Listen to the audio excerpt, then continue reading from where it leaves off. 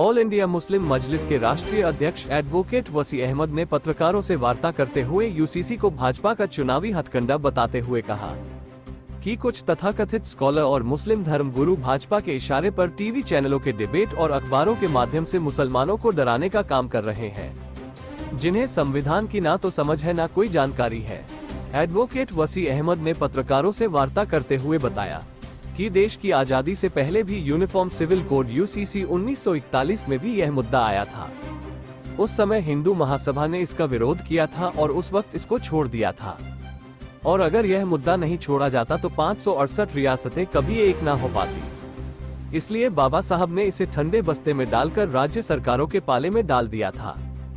शायद तुम्हें याद ना हो तो याद दिला दूं कि पूरे भारत में जिन्हें तुम हिंदू मानते हो, हिंदुओं की 6370 जातियां हैं, जिनके अलग अलग रहन सहन और रीति रिवाज, उन सब पर चर्चा करके दूसरे धर्मों से बात करना चाहिए। अभी तो यूसीसी सामने आने दीजिए, कुछ राज्यों को छोड़कर बाकी में तो विरोधियों की सरकारें हैं। मुसलमानों से ज्यादा हिंदू इसका विरोध करेंगे। भाजपा केवल मुस्लिम चिल्लाकर वोटों का ध्रुवीकरण करना चाहती है, इसलिए मुसलमानों को शांति से सोचने की जरूरत है। मानव अधिकारों की और मजहब की बात आएगी तो संविधान और सुप्रीम कोर्ट संरक्षण देगा।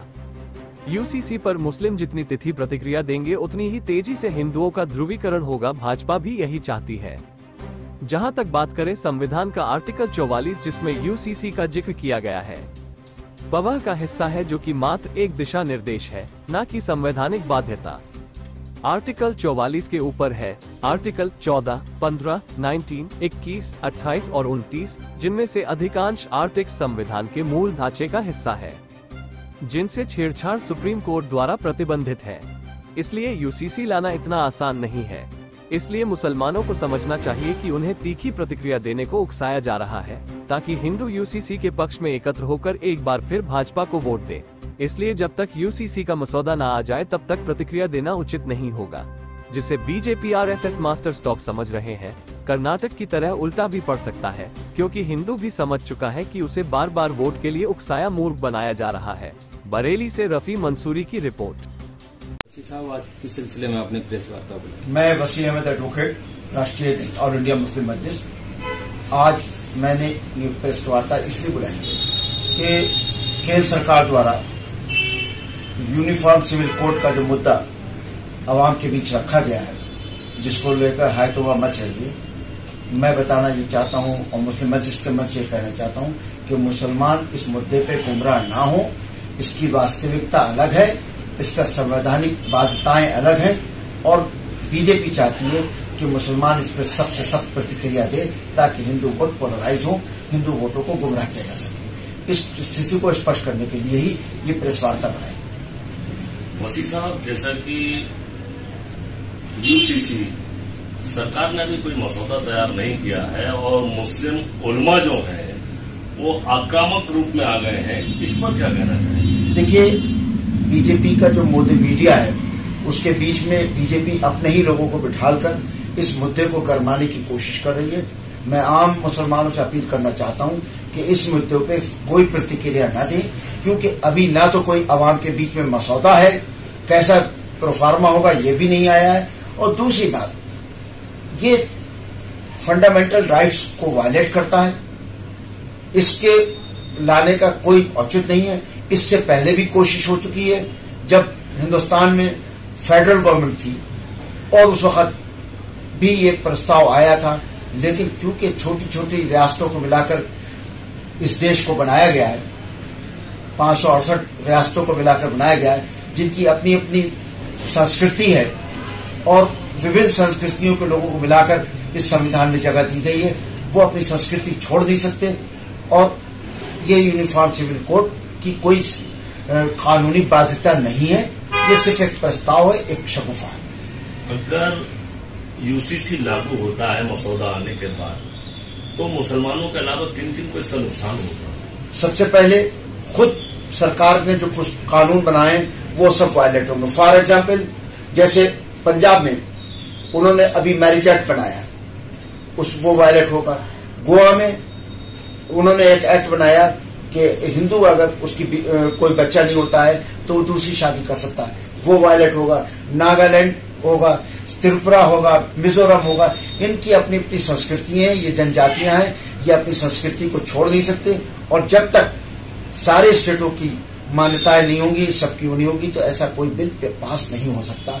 सिर्फ मुसलमानों को खेलने के लिए, मुसलमानों को उकसाने के लिए, ताकि हिंदी बेल्ट में इसका फायदा उठा सकें, यही इसका मकसद है। यूनिफॉर्म सिविल कोड न आ सकता है, न पास हो सकता है, ये कहीं से कहीं तक मुमकिन नहीं है। लेकिन हिंदू वोटों को पोलराइज करने और मुसलमानों को उकसाकर उनसे सख्त बयानी लेकर वोटों को पोलराइजेशन 24 का रास्ता अपनाने की कोशिश करेंगे। वसी साहब, जैसे कि मुसलमानों के अलावा ना तो इसका ईसाई विरोध कर रहे हैं, ना सिख विरोध कर रहे हैं, ना जैन विरोध कर रहे हैं, ना पारसी विरोध कर रहे हैं, तो मुसलमान क्यों विरोध कर रहे हैं इसके? मुसलमानों को कतई विरोध नहीं करना चाहिए। सिखों ने बाकायदा, गुरुद्वारा प्रबंध कमेटी ने बाकायदा प्रस्ताव कर दिया है कि हम इसको नहीं मानते। तमिलनाडु की सरकार ने प्रस्ताव कर दिया, हम नहीं मानते, और छोटे छोटे सब स्टेट विरोध कर रहे हैं।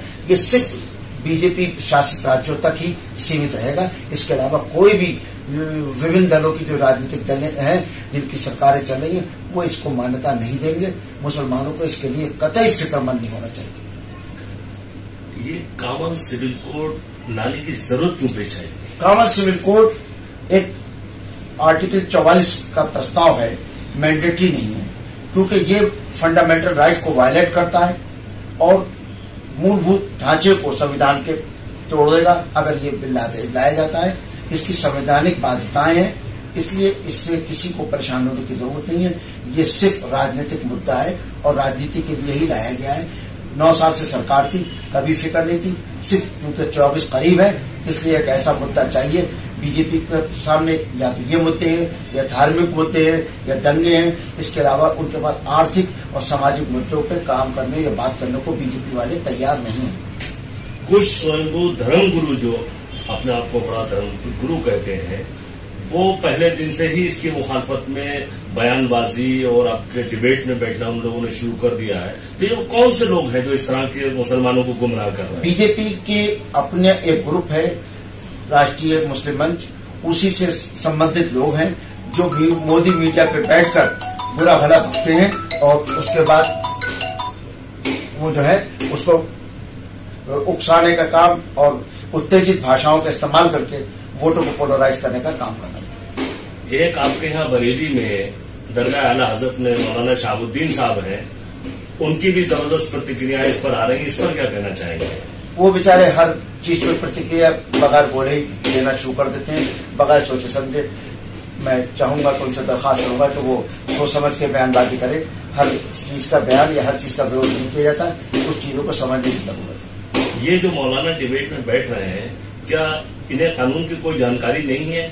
बेवजह की ये कौम को गुमराह कर रहे हैं? देखिए, जितने लोग डिबेट में बैठ रहे हैं और नेशनल मीडिया में जो दिखाए जा रहे हैं, उनका ना मुसलमानों से कोई संबंध है और न किसी संस्था से वो जुड़े हुए हैं। स्वयं संस्थाओं के जरिए वो बीजेपी को प्रमोट करने का काम कर रहे हैं। मुस्लिम मजलिस का इस पर क्या एक्शन रहेगा? मुस्लिम मजलिस यूनिफॉर्म सिविल कोड पर मुसलमानों से अपील करना चाहती है कि वो इस पर कोई प्रतिक्रिया नहीं दें। अगर उन्हें कुछ कहना है तो लॉ कमीशन ऑफ इंडिया की साइट खोलें, उसके अंदर यूनिफॉर्म सिविल कोड का प्रोफार्मा आ चुका है, उसके ऊपर अपना कमेंट्स लिखें, उसको रद्द करें और बयानबाजी से बचने का काम करें। लेकिन लॉ कमीशन जो बना था उसने भी इससे अब हाथ खेल लिए हैं। नहीं, लॉ कमीशन का सर्वे अभी जारी है और ऑनलाइन चल रहा है और उसमें लोगों को अपनी राय रखने का पूरा मौका मिल रहा है। मैं सभी से अपील करूंगा कि वो लॉ कमीशन की साइट खोल के उसमें अपनी प्रतिक्रिया देने का काम करें, लेकिन बयानबाजी और उत्तेजित भाषा का इस्तेमाल न करें जिसका फायदा बीजेपी उठा सके।